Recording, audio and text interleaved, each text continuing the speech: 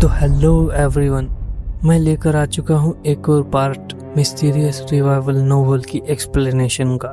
तो पिछले पार्ट में हमने देखा कि कैसे यंग जन उस डॉक्टर की पोस्ट पे जाकर उसके साथ घटी एक डरावनी कहानी को सुनता है। उसमें एक बूढ़ा आदमी मरकर गोस्ट बन जाता है और उसके घर आकर डोर नॉक करके उसको मार देता है। यंग जैन डॉक्टर ने पोस्ट की हुई उस फोटो को भी देखता है और डोर नॉकिंग की रिकॉर्डिंग को भी सुन लेता है। अब आगे।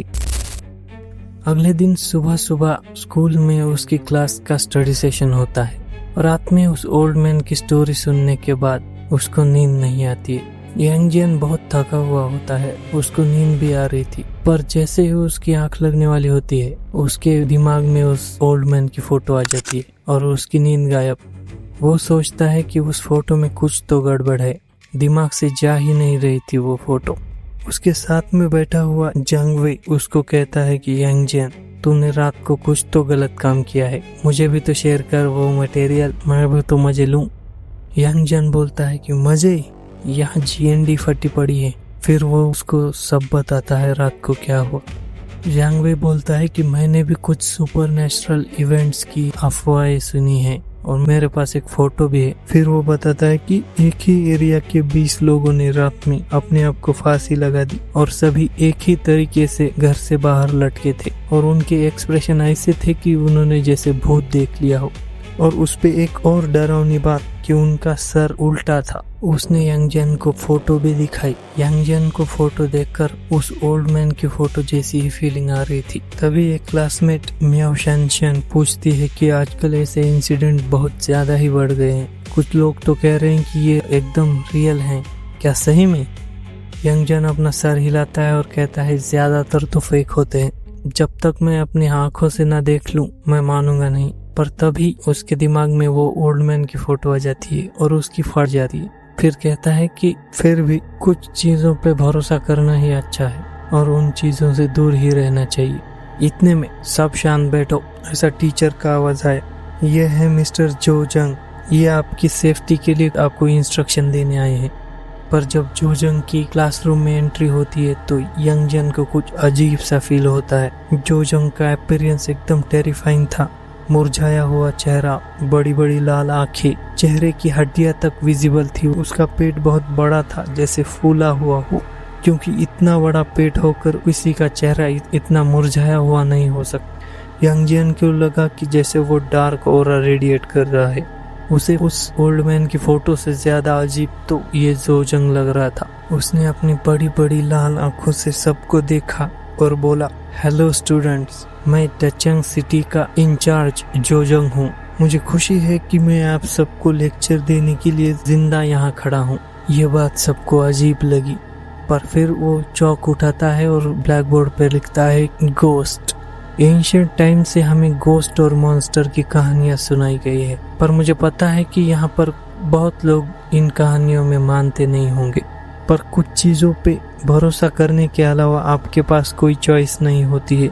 कुछ दिनों से आपने सुपरनेचुरल घटनाओं के बारे में सुना होगा और ये एक दो घटनाओं की बात नहीं है। भविष्य में ऐसी घटनाएं और बढ़ेंगी। अगर इनको हैंडल नहीं किया गया तो हो सकता है कि हमारा कोई भविष्य ही ना हो। ये सुनकर सभी स्टूडेंट और टीचर भी सन्न हो गए। फिर उसने कहा कि अभी मैं सब कुछ नहीं बता सकता, पर कुछ बातें याद रखो, ये बातें आपकी जान भी बचा सकती है। फिर उसने ब्लैक बोर्ड पे लिखा, गोस्ट को मारा नहीं जा सकता। अगर फ्यूचर में कभी आप गोस्ट से टकराओ तो ये बात याद रखना कि उनको मारा नहीं जा सकता। उनसे फाइट करने की तो कोशिश भी मत करना, क्योंकि तुम्हें मारना उनके लिए चींटी को मारने से ज्यादा आसान है। और फिर उसने दूसरा वाक्य लिखा, गोस्ट से सिर्फ गोस्ट ही फाइट कर सकते हैं।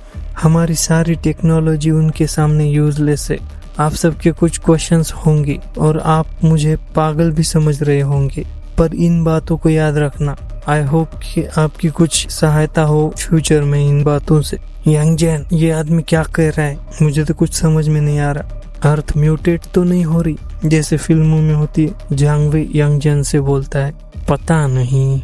यंग जैन बोलता है, इतने में जोजोंग फिर से बोलता है कि अब तक के रिसर्च में ये पता चला है कि घोस्ट के कुछ पैटर्न्स होते हैं, जैसे किलिंग पैटर्न्स। जैसे हमारे कंप्यूटर में प्रोग्राम्स होते हैं ना, वैसे ही उनके किलिंग पैटर्न्स होते हैं। अगर आपने उनके किलिंग पैटर्न को ट्रिगर कर दिया तो आप खत्म।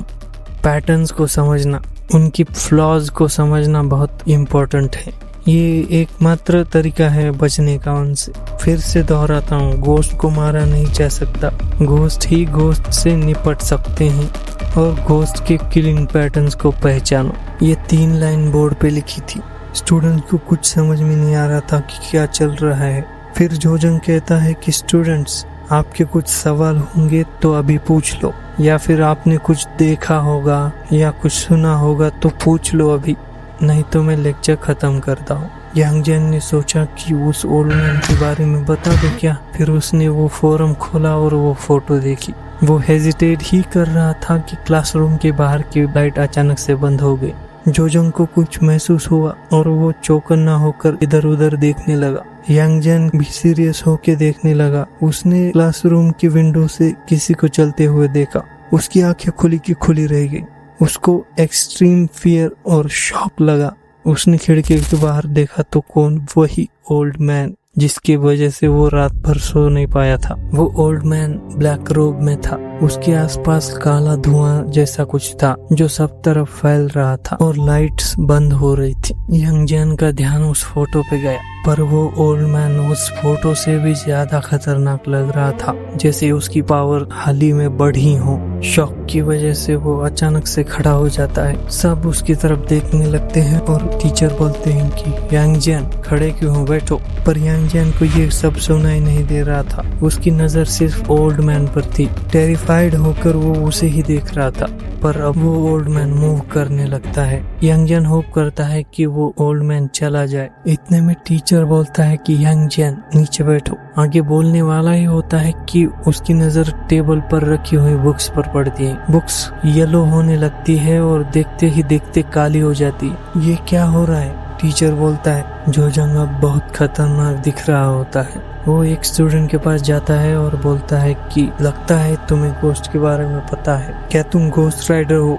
स्टूडेंट का नाम फेंगजिंग होता है। फेंगजिंग कामली उसे कहता है it's none of your business, और वो यांग जेन की तरफ उंगली करता है और चिल्लाता है ये सब तुम्हारी गलती है, तुम ही ने ये मुसीबत यहाँ पर लाई है। मुझे पहले ही तुम्हें मार देना चाहिए था, नहीं तो ये ऐसा कुछ नहीं होता। फ्यूचर में तुम और ज्यादा खतरनाक हो जाओगे। यांग जेन उसकी ओर कंफ्यूज होकर देखता है। उसे समझ नहीं आ रहा था कि ये क्या बोल रहा है। उसका ध्यान सिर्फ ओल्ड मैन पर था। बाकी स्टूडेंट फेंगजिंग से बोलते हैं कि ये तुम क्या बोल रहे हो, घोस्ट राइडर, फ्यूचर, ये सब क्या है? उनको पता नहीं था कि डेंजर उनके बहुत नजदीक आ चुका है। उनमें से कुछ एक्साइटेड थे, कुछ क्यूरियस थे, तो कुछ बहुत डरे हुए। पर तभी अचानक से दीवारों का प्लास्टर गिरने लगता है। दीवारें सड़ने लगती हैं, काली पड़ने लगती हैं, उनमें से रॉटन स्मेल आने लगती है। थम थम थम थम थम थम। उनको नॉकिंग की आवाज सुनाई देती है, जैसे उनके हार्ट पर कोई नॉक कर रहा हो, जैसे उनकी सोल को किसी ने गले से पकड़ लिया हो और उनको सांस नहीं आ रही हो। ऐसा सबको लगने लगता है। जोजोंग के एक्सप्रेशंस एकदम से ग्रेव हो जाते हैं। वो अर्जेंटली अपना फोन निकालता है और किसी को कॉल लगाता है। क्या सिचुएशन है? एक लड़की की उधर से आवाज आती है। जोजोंग बोलता है कि इस घोस्ट ने घोस्ट डोमेन बना लिया है और वो बहुत बड़ा है, फिर तुम उसे हैंडल नहीं कर सकते, तुम किसी को भी नहीं बचा पाओगे, जल्दी से वहां से निकलो।